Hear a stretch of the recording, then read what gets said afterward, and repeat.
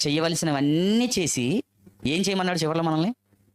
మీకు ఆజ్ఞాపింపబడినవన్నీ చేసిన తర్వాత, తండ్రి మాదేమీ లేదు, మేము ఎక్కువ చేసింది ఏమీ లేదు అంటే మన భాషలో ఎంత ముద్ద పెడుతున్నావు, పని చేసాం అంతే, ఎక్కువ చేసింది అయితే ఏమీ లేదు. మేము కేవలము నిష్ప్రయోజనమైన, నువ్వు బొంత పెడుతున్నావు గనక, బతికిస్తున్నావు గనక సేవ చేస్తున్నావు, నీకోసం బ్రతుకుతున్నావు. ఎక్కువ చేసింది అయితే ఏమీ లేదు, మేము చేయవలసిందే చేస్తున్నాం. ఇప్పుడు మన విషయంలో అయితే ఈ మాట నిజమే, నిష్ప్రయోజనమైన దాసులు, చేయవలసిందే చేస్తున్నాం, ఎక్కువ ఏం చేయట్లేదు. కానీ యేసుప్రభు చేయవలసిందంతా చేసేసి పనంతా పూర్తయిపోయిందని చెప్పి మళ్ళీ ఎవరి చేతికే ఇస్తున్నాడు ఆత్మని? నిర్ణయం నీదే తండ్రి అంటే సరిగ్గా చెయ్యకుండానే మనం తెగపోజు కొడతాం.